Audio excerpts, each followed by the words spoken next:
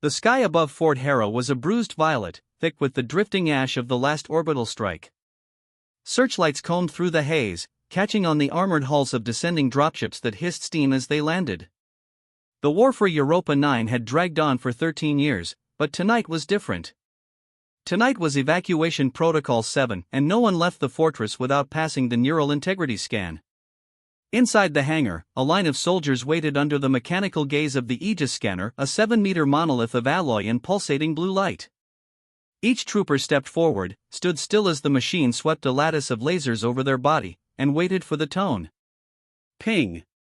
Cleared. Ping. Cleared. Ping. Cleared. The air carried the sound of boots scraping metal, muffled orders, the low hum of reactors. Yet under it all lurked an unspoken fear: if the scanner detected corruption, alien infection, mind leech residue, or synthetic interference, the subject would be locked down and terminated on the spot. Captain Elias Ward watched from the observation deck, hands clasped behind his back.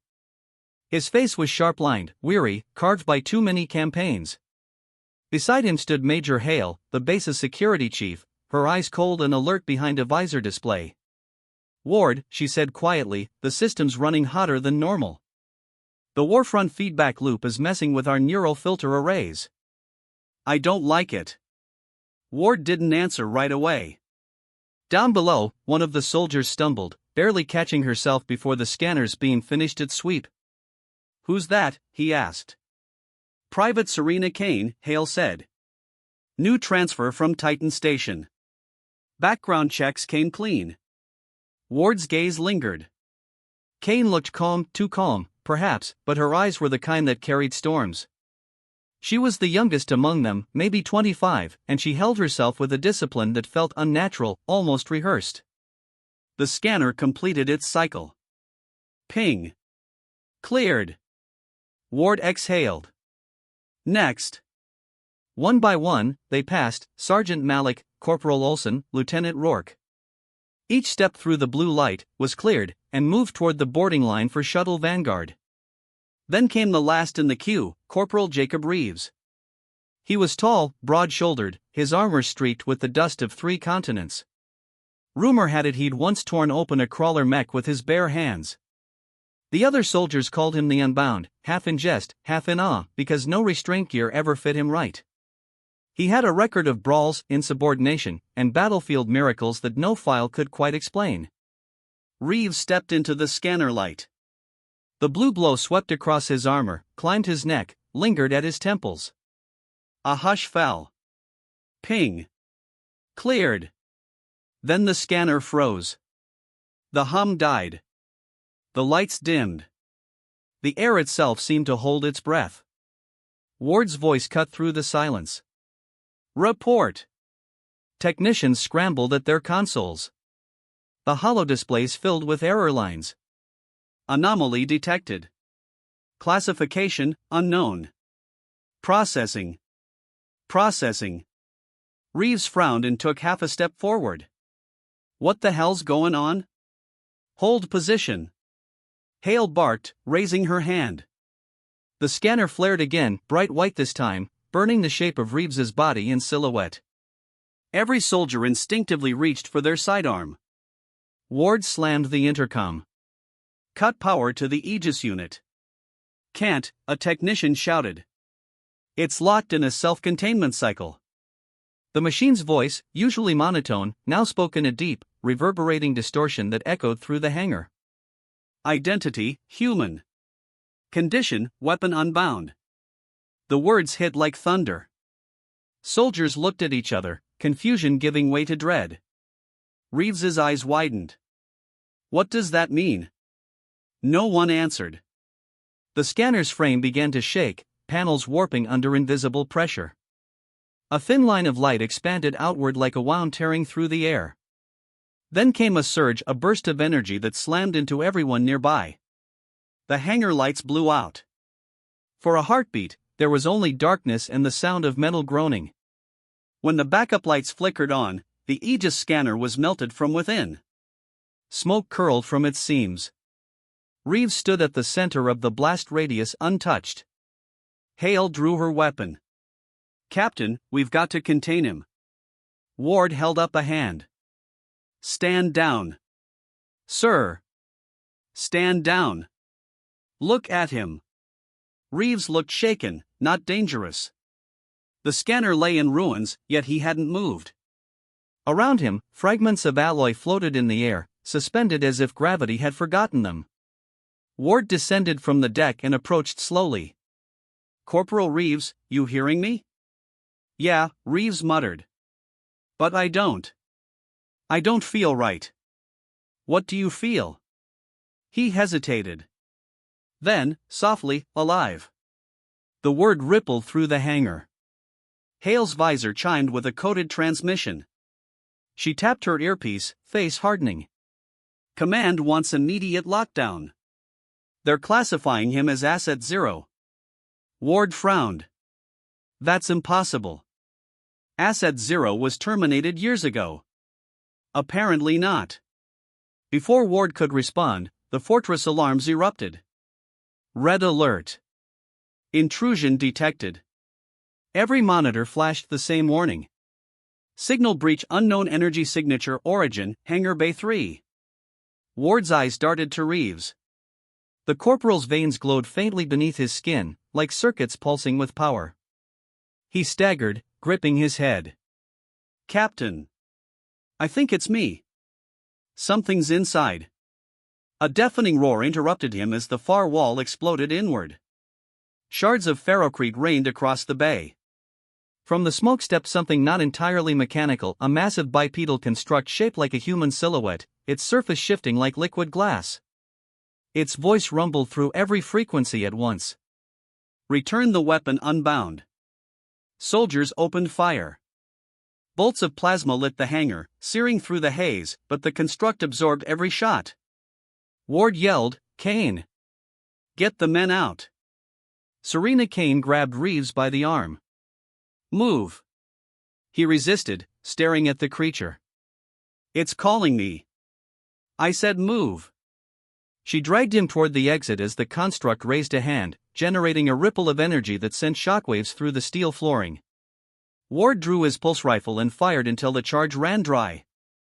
Reeves! Don't look back! But Reeves did, and the instant his gaze met the creature's, the world fractured in white light. When the light faded, the hangar was silent again.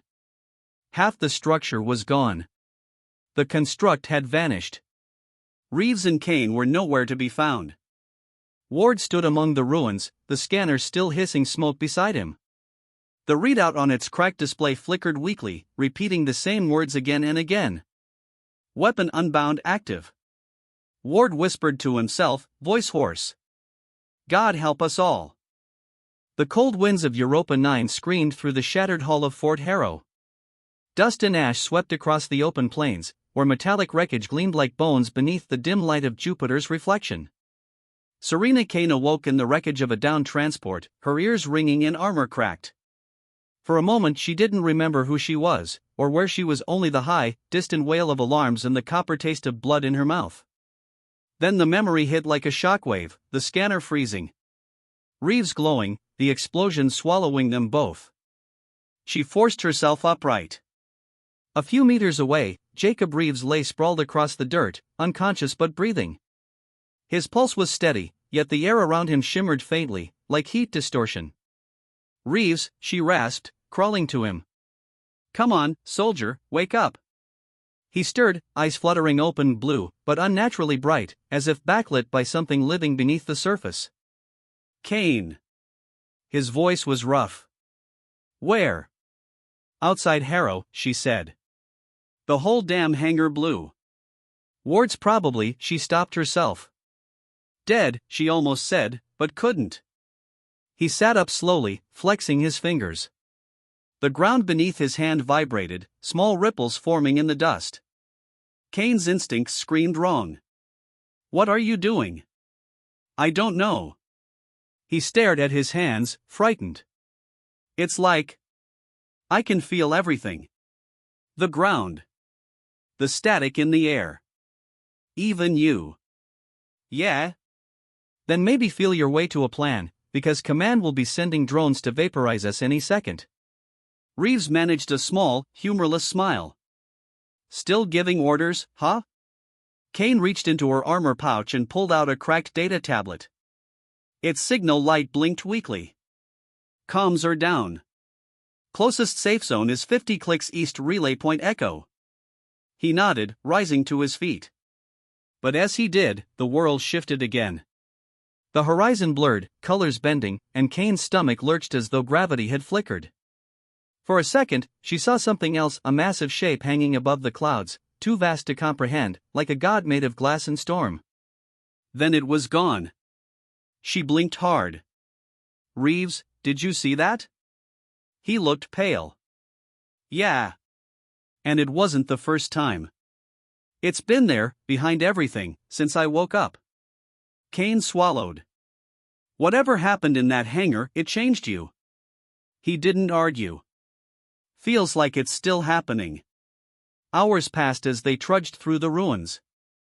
The plains were littered with the carcasses of machines, old battle drones, rusted tanks, and twisted metal skeletons half buried in snow. The air reeked of ozone and oil. Overhead, the thin atmosphere shimmered with the glow of the orbital shields, flickering under the assault of unseen weapons in orbit. By dusk, they reached an abandoned outpost, a cluster of collapsed domes and a rusted comms tower leaning like a broken tooth. Kane led the way inside, scanning for heat signatures. All clear. Reeves found a half-functioning generator and got it running. The blue hum of power flooded the chamber, casting trembling light on the steel walls. Kane finally exhaled. We'll rest here. You hold it together? Reeves nodded, though sweat glistened on his brow. Barely. She sat opposite him, peeling off her gloves.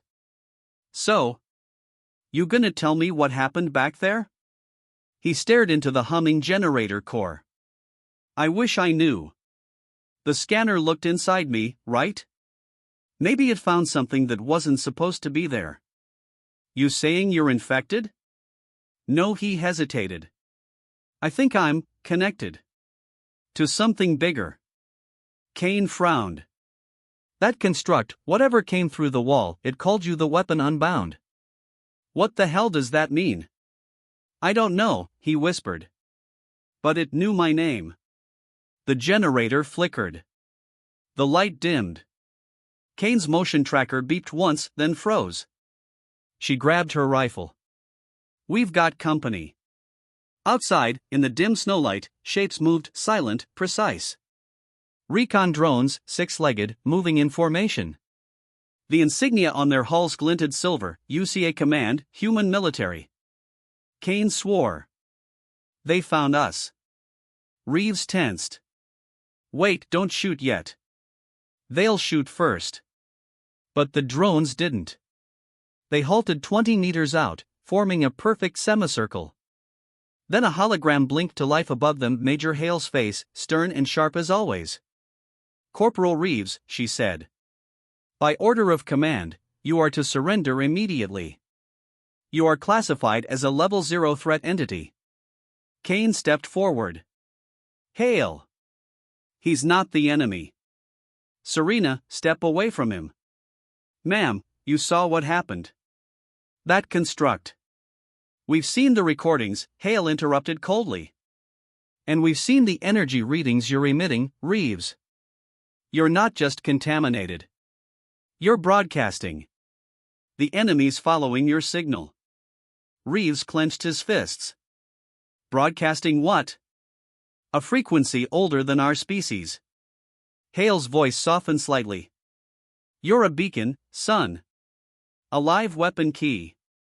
That thing that came for you, it wasn't attacking. It was trying to activate you. Kane's eyes widened. Activate? Before Hale could respond, every drone's sensors flared red. The hologram glitched violently. Incoming signal breach, external entity detected. Reeves felt it first, a pressure in his skull, like a whisper spreading through his bloodstream. He dropped to one knee. It's here. From the darkness beyond the outpost, a low hum filled the air. The ground trembled. The drones pivoted, scanning, but it was already too late. A spear of light tore through the sky, striking the horizon like a falling star. The shockwave ripped across the plains, hurling dust and debris into the air. Kane grabbed Reeves and pulled him behind cover as the blast front rolled over them. When the storm settled, a single figure emerged from the crater, sleek, metallic, moving with an inhuman grace. It was smaller than the first construct, almost humanoid, its surface gleaming with liquid patterns of light. It spoke directly into their minds. Human host identified. Integration incomplete. Termination or completion required. Kane raised her rifle. Stay behind me. Reeves stood beside her. No. It's after me. He stepped forward, hands out, and the air pulsed. The construct froze mid-stride, as though caught in invisible bindings. Its liquid body flickered, destabilizing. Reeves's voice deepened, layered with something not his own. You shouldn't have come. Kane felt the temperature drop. Reeves, whatever you're doing, stop. He didn't. The construct screamed in a burst of fractal light, collapsing in on itself until it imploded silently, leaving only a faint mist of energy behind. When it was over, Reeves dropped to his knees, gasping. Kane ran to him. How did you do that? He shook his head, trembling. I didn't. It did it through me. Before she could speak again, the surviving drones reactivated, transmitting data back to orbit. Hale's hologram flickered one last time before cutting out. Kane turned toward the distant horizon, where the sky now glowed faintly red. They're not gonna stop coming, are they? Reeves stared at the fading mist where the construct had vanished. No. Because whatever I am, he looked at his hands, still trembling with light. It isn't finished yet. That night, as they sheltered in the ruins, the stars over Europa 9 shimmered with unnatural colors. From orbit, satellite feeds captured the same impossible pattern, a growing pulse spreading outward from the planet's surface like ripples in space itself. Command analysts would later call it the awakening field. But on the ground, Serena Kane only knew one thing: the man she was protecting was no longer entirely human.